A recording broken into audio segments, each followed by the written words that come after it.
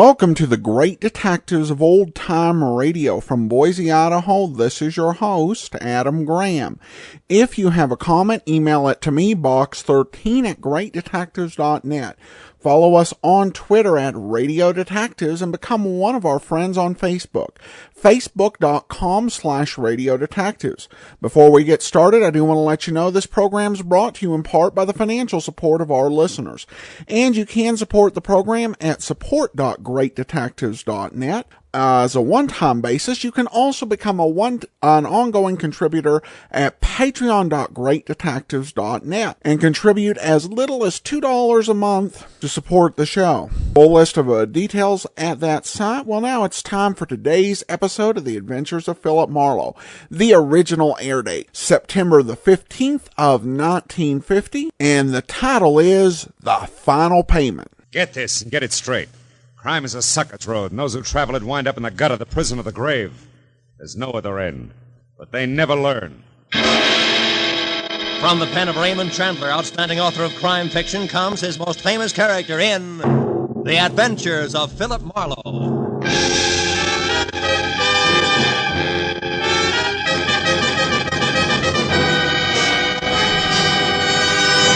Now, with Gerald Moore, starred as Philip Marlowe, we bring you tonight's exciting story, The Final Payment.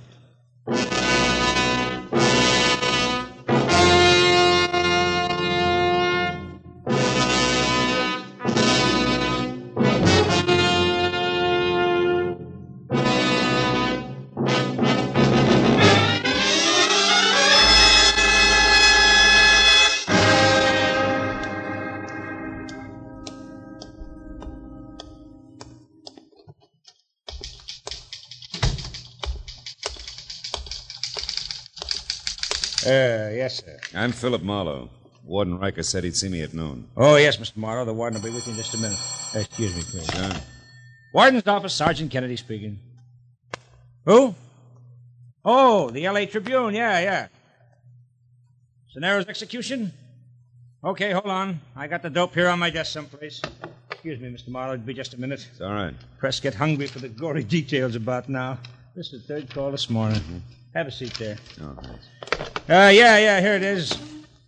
Office of the Warden, State Penitentiary, 10 a.m., September 8, 1950. Subject, press release, paragraph 1. William Arthur Cenaro, 24, tried and convicted of the robbery murder of Emil Negrato, Bakers Beach, California, last August 5, is scheduled to be executed in the manner prescribed by law at 11 o'clock post-meridian this date. At this time, no stay of execution is anticipated. Signed, Stanley M. Riker, Warden. That's it. Huh? No, you can't talk to the warden. That's why we go through all this press release junk. Yeah, well, we got our problems, too, you know. Goodbye. Sorry, Mr. Marlowe. Now, your appointment with the warden, what was it about again? William Arthur Cenaro, 24. I'm a friend of his. Oh, yes, of course. I forgot, sir. Well, I hope I haven't offended Mr. Marlowe. That is, I'll tell the warden you're here, sir. I knew I didn't have too much right to be mad at one Sergeant Kennedy. But today it didn't matter. Because I was mad at the whole world, and in particular what it had done to a used-to-be nice kid named Billy Cenaro. And when I stood in Warden Riker's far-from-drab prison office and waited while a dapper man in gleaming Hickok cufflinks and soft gray gabardine got through talking to his wife in syrup-sticky tones, I began to get mad at him, too. But that drained out of me fast because when he hung up, he scraped the goo off his voice quickly, shook hands like he meant it, and told Kennedy we weren't to be disturbed. When he spoke of Cenaro, a lot of sympathy crawled in between the words, even when he came to the point. It's a breach of regulations for a condemned man to have any visitor other than the prison chaplain on the day of his execution, Mr. Marlowe. So first of all, just how well do you know Cenaro? Well, he sold papers on the corner near my office as a kid. We swapped gags twice a day. And when his father died and he quit selling papers? I never saw him again until a year ago when he got over-involved with some tin-horn gamblers. I managed to set him free. As a private detective? As a big brother. Went to work in a San Pedro boatyard after that. I haven't seen him since. And then you have no idea why he's asked to talk to you today? No, I don't. Do you, Warden? Mr. Marlowe, do you recall the details in this case? Well, yeah. More or less. Let's see, an old man named Emil Negrado and his wife were robbed of $100,000 worth of uninsured jewels at their summer place at, Baker's Beach. Yeah, that's it, yeah. And Emil Negrado was killed when he tried to interfere. Cenero was tied back to it by a single fingerprint and later identified by Mrs. Negrado.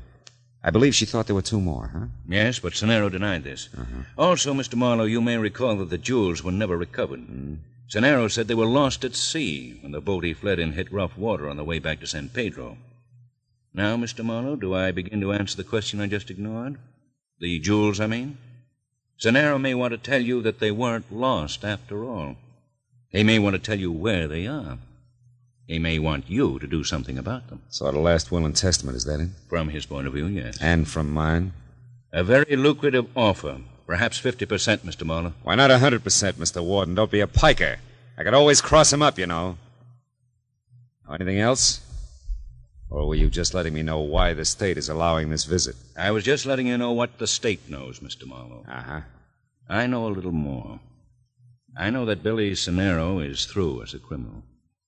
In his heart, not just because he's behind bars with worse to come. He's ready to die, Mr. Marlowe. Almost anxious. Well, then why the session? Why all the statistics? Why the invitation for me to play informer? For 2 reasons. First, I may be wrong about the boy completely. Thus, his repentance is a fake. Which you don't believe. No. What's the other reason? Look, Marlowe, if anything goes wrong, you came in here as an informer. That's official. And unofficially? I want to give the boy a break. Cenero asked to get you because he wanted to talk to the only person in the world he thought he could trust. And right now, I think he has every right to just such a talk, whatever it's about. I only wanted to be sure he talked to the correct party, that's all. Sergeant Kennedy to show you the way, Mr. Marlowe, to Cenero's cell.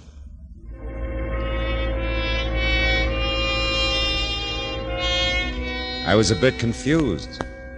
Riker seemed anxious to help Cenero over some rough hours, and yet at the same time he was shrewd. In no time he'd work me around to where I'd be the fastest, most courteous informer on record if Cenero was a fake. I thought. But I thought otherwise when I was alone with Cenero. I knew that the Negrado jewels did still exist. Mr. Marlowe, why are you looking at me that way? Do you understand what I'm asking? Don't you see? Now, wait a minute. Take it easy, Billy. A step at a time. Now, you say that the jewels never went overboard. No, huh? I never even saw them. That was a cock and bull story. And yet you want me to get them, to get the jewels, and return them to Mrs. Emil Negrado. Is that right? Right. To Mrs. Negrado, the woman who identified me. The widow of the man I killed. Look, Mr. Marlowe, sit down here on the cot and listen. Okay. Now, where's the beginning, Billy? Last August 5th. It was me and the other 2, a big red-headed louse named Jessie Tapp and a girl named Gloria Konkowski, a blonde with a little scar on the bridge of her nose. Jessie's girl, strictly flashy. We took my boat. It's a fishing smack, the Love Lady. We sailed from San Pedro over to Baker's Beach. I was the one who shot him, Mr. Marlowe. And the jewels? They were in a leather bag. Jessie had them. But after the shot, we split up fast and ran. I hid until the next morning, then shoved off in the Love Lady. I don't know about the others. I was picked up that afternoon. The rest you know. I'm not so sure. At your trial, you swore that I was alone and the jewels went overboard. Well, at first I thought that I might get off, so I had to clam up, but then everything changed. The verdict, huh? No. An old woman whose husband I'd killed. See what you mean. But you still didn't tell the authorities who the others were. No, and I won't today. Both Jessie Tapp and that blonde can smell a cop a mile away. They'd only run and take the jewels with them. The law'd louse it up. I want the jewels back to the little old lady. I always liked you, Billy. I know how you work, Mr. Marlowe. Got enough for you to start on. It only came yesterday. That's why this last-minute rush, you might say. Mr. Marlowe, I know where Jessie Tapp is. That also means Gloria isn't far away. From where? San Pedro, down near the docks. Now, look. There's a tough old guy who runs a dry dock and repair lash up for small boats, name of Jomo. I worked for him a year ago. I also left him the Love Lady. He spotted Tapp, had his eyes open for months for me, no questions asked. He was here to see me yesterday.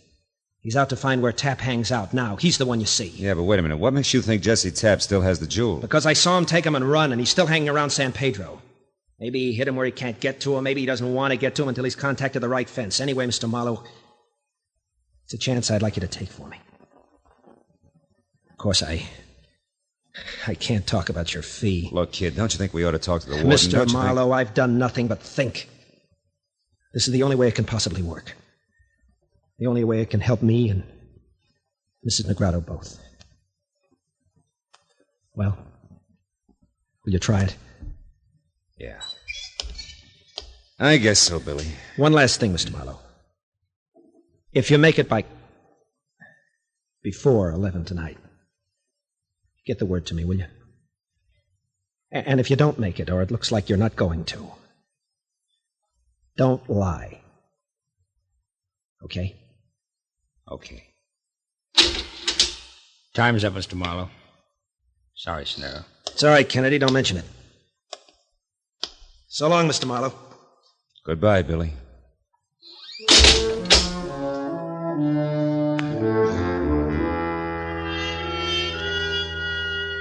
It took 5 minutes for me to walk back to the warden's office and 5 more to lie to him about what Scenaro had wanted of me. And another 10 to get outside and head toward my parked car. I was thinking about what the condemned man had told me when I suddenly realized I was in the middle of a busy street and right smack in the path of a speeding car. Hey, what's the matter with you? What is that? Hey, Mister, you all right? Holy you smoke. okay, huh? Yeah, I'm okay. Much obliged. I'll try to remember to look where I'm going next time. Yeah, these jerks figure every street's an Indianapolis speedway. Yeah. And another thing, that geezer didn't stop either. I know. But if you're interested, I got a squint on him before. I was in that corner drugstore after a Coke, and while I was waiting, I happened to see this guy stand outside his car, and all of a sudden he got in it and took off. You mean he got all that speed up just from the end of the street? Tell me, friend, what'd he look like? He's tiny. Tiny like your pinky finger. Had elevating shoes on. Plus the fact he needed a shave.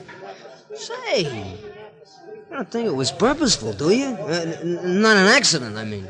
I don't know. But either way, I'm much obliged to you, friend. Bye-bye. I made a mental note about the small man with big heels and a beard and let it go at that. Then I took one last look at the prison. It made me want to drive the 300 miles to San Pedro fast.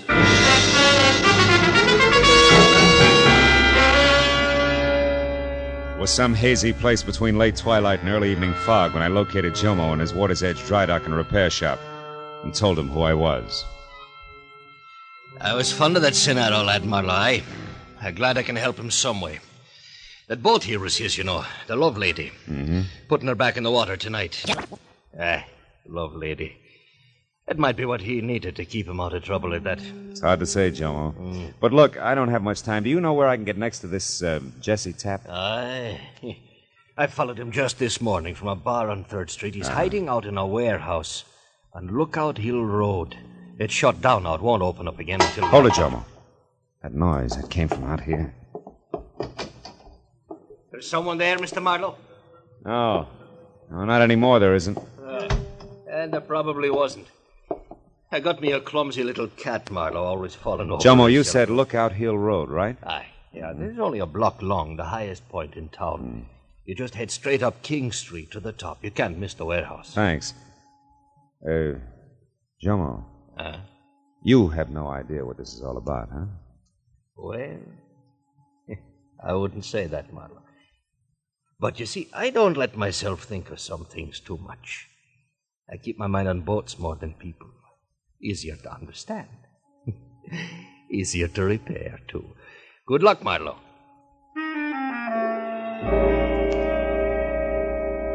I was less than 10 minutes finding the deserted warehouse, which ran true to form. Rust and every other window broken.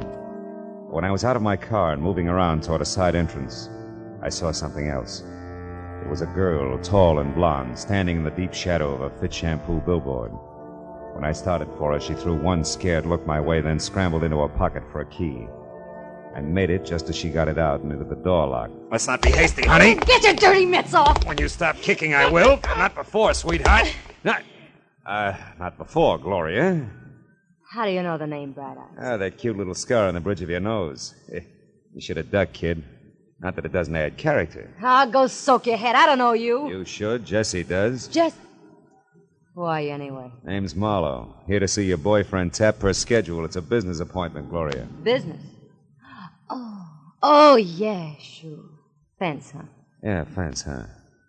Now, do we go up or throw pebbles at the window until Jesse comes out? Which? We go up, now that I know who you are. You know, Jesse didn't mention you're coming. That's what I like about working with Jesse. Which way? Up these stairs. Kind of nice setup we got here, huh? Yeah. Sweet of the owners to let you have a key. Well, it wasn't exactly that way. Jesse had Changed the lock, yeah, I know. Is that the door? One mark president? Uh-huh. Mr. Tapp's very own. Imagine Jesse as an executive. Funny, huh? Hey, Mr. Head of the firm, you got callers. Jesse! That jerk's probably asleep. That's the way I figured, asleep in a swivel chair. Hey, Mr. President, you got company. Hey, Jesse, come on, wake up. The guy here who Jesse. What is it, Marlowe? What's wrong with him? So much to fix, honey. Head of the firm, Jesse's been shot to death. No business as usual today. Dead. How do you like that? Not much. Now, maybe it's you I do business with, huh? What are you talking about? Now, look, I never like to get into money matters with dames, but now I'm stuck. So let's get to work, you and me. Where are they, Gloria? Where or what? Come on, you coy little jerk. The stones, the Negrado stones. I want to see them. I don't know where they are. He would never tell me. Don't lie. You were his girl. Listen, mister. Ever since I met that guy, I've been living on double talk and slaps in the mouth. I spent my nights dodging my own shadow. I'm glad it's over. Why'd you stick? Because of them stones. I knew I had him hid someplace. Figured maybe they'd get us away from here after all. He kept saying he had to wait until the time was right. That's all he'd ever say. Even to me, his girl. You know, with that talent, you ought to be in pictures, kid. Yeah? Believe me, mister. I learned the hard way not to try to pin Jesse Tapp down. You do whatever you want. I'm getting out of here. Before the act. Just a minute. What? Somebody did this, baby. I can name 20 who'd been tickled pink. Yeah, but I took a lot of chances setting up this deal to move those Negrado jewels. I wouldn't want to be edged out now by cheap competition like a squirt and build up heels. What's that? Nothing, a swing in the dark. Excuse me. Sure. Now you excuse me. It's strictly your problem, sucker. I stood and watched her as she walked away. I didn't know just what my next move should be, but then it hit me. Whoever had killed Jesse Tapp would go for her next. So when she hailed a cab at the foot of the hill, I ran to my car and I started after her. But by the time I got turned around, a switch engine playing shuffleboard with a string of boxcars cut in between us. When that was over, Gloria was gone.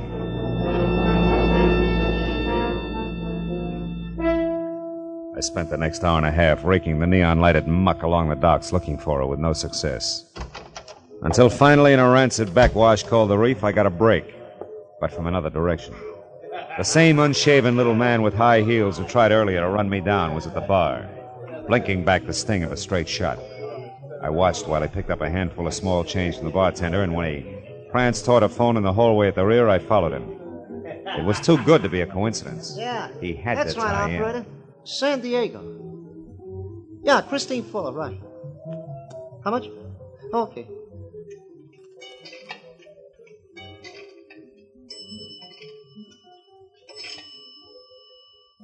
Hello? Hello, Christine? Hiya, baby. This is Fritz. Hey, listen, honey, I got it all set up. Yeah, I'm going right now, right away, yeah. It's dark now and everything's ready. I said everything, didn't I?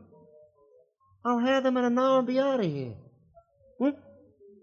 But just be a good girl till I get there, understand? Yeah, I'll see you before morning. Oh, your little Fritz wouldn't let you down, you know that. Goodbye, baby. Hello, little Fritz. Hey, you Come back here! Hey, what is this? Who are you? Guy you tried to run over this afternoon? Hey, now listen, Slim, there must be some mistake There here. isn't. You just made it when you knocked off Jesse Tapp.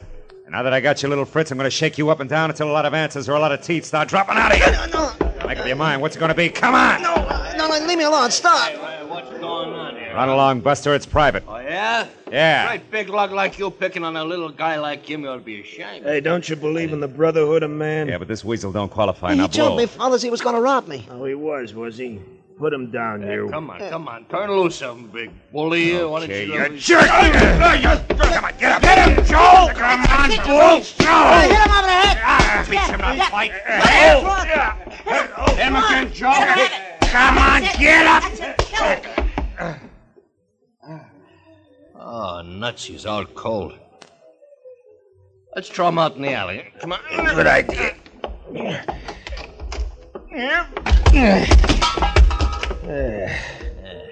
Hey, where'd the little guy go? Hey, he baited. Well, you'd think he'd stick around long enough to buy us a drink.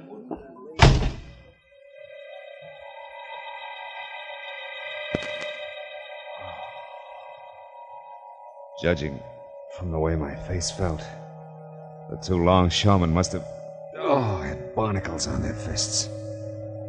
In the 5 minutes it took me to climb back on my feet, I thought some very unpleasant things about the brotherhood of man, both fore and aft. But I dropped them when I remembered the time was running out fast for my client, and I still hadn't got beyond the loose ends I'd started with. Tap's girlfriend, Gloria, and little Fritz.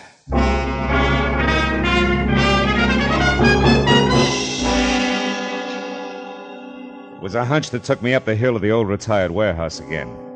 I parked a block away and started toward it on foot when the glow from a lonely cigarette said that it wasn't quite as deserted as it should have been.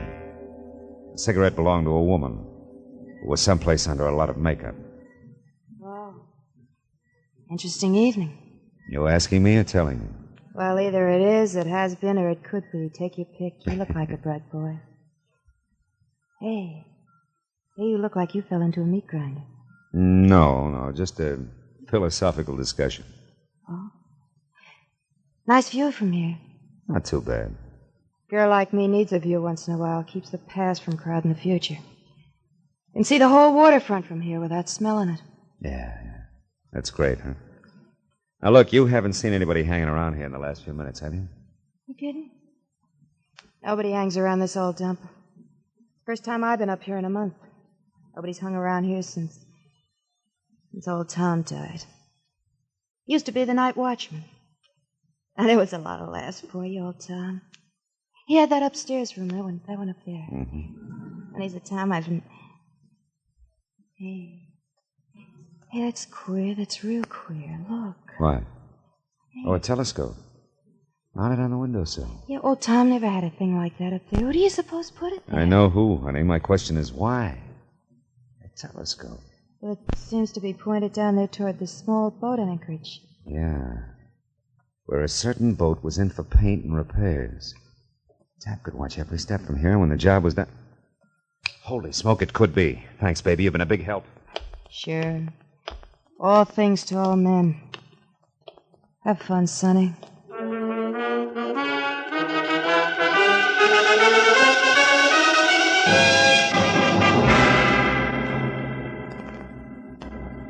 My client's boat was a long shot, but it was the only bet I had. And it stayed a long shot all the way down to Jomo's dock. There the odds began to drop fast to even money when I heard the motor running and found the door to Jomo's boathouse half open. It became odds-on when I eased inside and stumbled over Jomo himself, stretched out unconscious on greasy planks like a beached bull whale. I stepped over him, got my .38 in hand, and edged out along the catwalk to the open dock where the boat scraped restlessly against the fenders. There were no lights except for a tiny spot no bigger than the hole in a candy lifesaver that probed frantically along the seams inside the cabin. It was little Fritz with a shielded flashlight, intent on finding something fast. I stepped into the boat, deliberately kicked over an oil can and crouched. The light went out. Who's there? Somebody out there?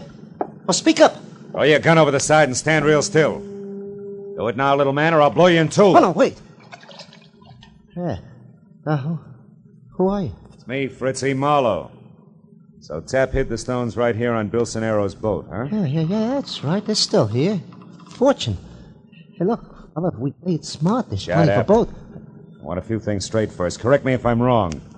Tap hid the jewels aboard here after the robbery without Sonero's knowledge. But after Sonero was caught, he gave the boat to Jomo, who kept it locked up inside there. Which meant that Tap had to wait until Jomo had finished his repairs before he could get back the stones again, huh? Yeah, that's right. They were too hard to handle anyway. They had to be hid someplace. They were safe here, so I stir up another fuss.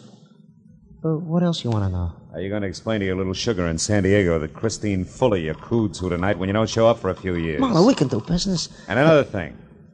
How'd you get into this act in the first place?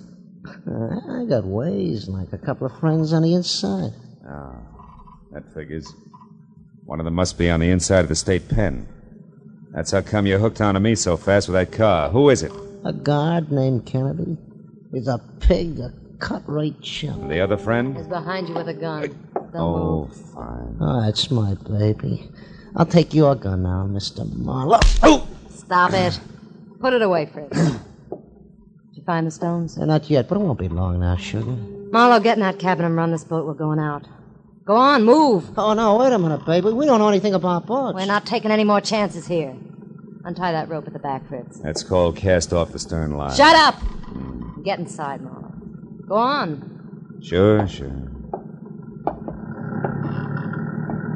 Well, Skipper, where to? Just head for that open part out there. Hey, it's gonna be rough. Well, that won't matter to us, baby. We've been through plenty together, huh? Yeah, like putting Jesse Tapp out of the way for a starter. Sure, well, he asked for it. He was a pushover for Gloria here. Why, you... So it was little Gloria who killed him, eh? All right, so it was me. Fritz called me up and warned me you were coming here to Pedro, and I overheard you when you talked to Jomo. I knew you'd get to Jesse and make him spill, so I killed him. It's gonna have to be done sooner or later anyway. The old double cross. Yeah, the old double cross. So what? That's a game the smart ones always play with the suckers. Always win. Not always, Fritz. Oh, often enough to make a... What? Hey, Gloria. Gloria, what? No, don't, Gloria, no! Keep your hands on that wheel, Marlowe. I heard Marlowe's crack about that Christine Fuller, Fritz. You louse. Straight ahead, Marlowe. Now what, baby? Still got me to worry about. And that's too bad. You're a nice guy. Where are we? Well, the channel's way over there, where that buoy is. And that means that a big rock pile called the breakwater is right off our starboard bow. If I don't turn, we'll hit it, and I'm not Those turning. rocks, Marlowe!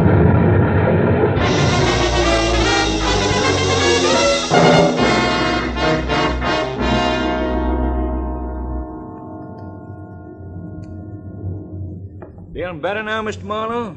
Yeah, thanks, Lieutenant. That water was awful cold. You said it. Have another cup of Coast Guard mud. Do you good. Oh, thanks.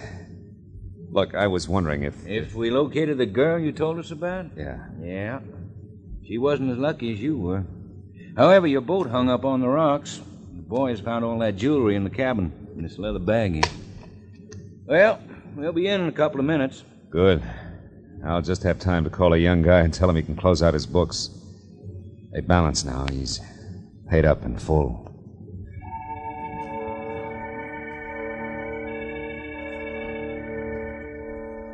When I got through to Warden Riker, I told him all that had happened, and gave him the message for Billy Sonero, he thanked me and said the kid was facing 11 o'clock like someone who had the weight of the world lifted off his back.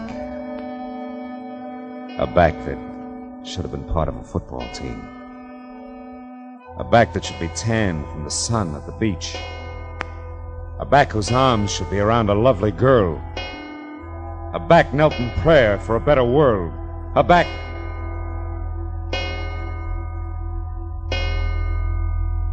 strapped to the electric chair.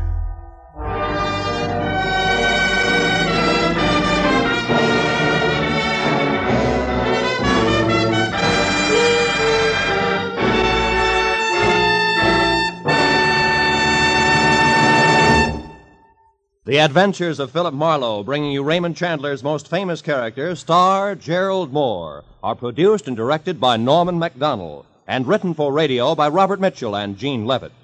Featured in the cast were Wally Mayer, Bill Johnstone, David Ellis, Tom Holland, Larry Dobkin, Doris Singleton, Lou Krugman, and Michael Ann Barrett.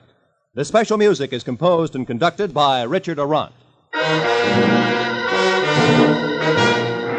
Be sure and be with us again next week when Philip Marlowe says...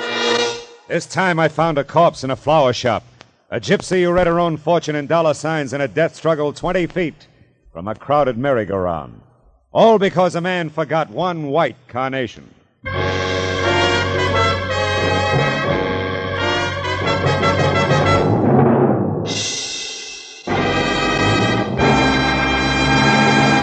Grand Central Station, the very name itself creates a tingle of excitement. Grand Central Station, that busy, gigantic railroad terminal where every day hundreds of vital human dramas occur. It is these human dramas you hear every Saturday over most of these same CBS stations. This is Roy Rowan speaking. And this is CBS, where you also enjoy Junior Miss every Saturday in the daytime on the Columbia Broadcasting System.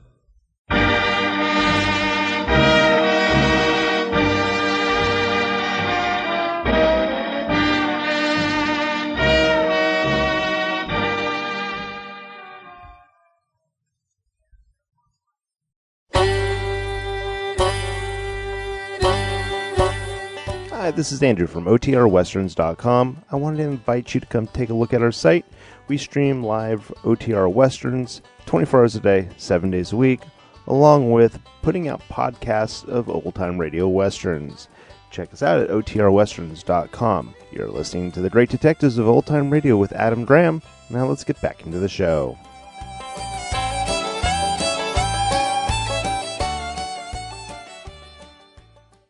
Welcome back. One thing I really like about Philip Marlowe is this sense the series has of the tragedy of what's happened with this young man whose life just went horribly wrong and ended up in execution. And particularly with the tolling of the bells. It does call to mind that whole John Donne poem telling us to ask not for whom the bell tolls. Now we do turn to some listener comments and feedback, and a question from Carrie, who says, do you have any more Richard Diamond than just one on the app? We will be bringing you Richard Diamond in just a few months. We have 13 more weeks of Philip Marlowe to go through, and then a mystery special, and then 4 weeks of Defense Attorney. So Richard Diamond is only a few weeks away. Well, that will do it for today. Join us back here tomorrow for Nick Carter. In the meanwhile, send your comments to Box 13 at greatdetectives.net. Follow us on Twitter at Radio Detectives, and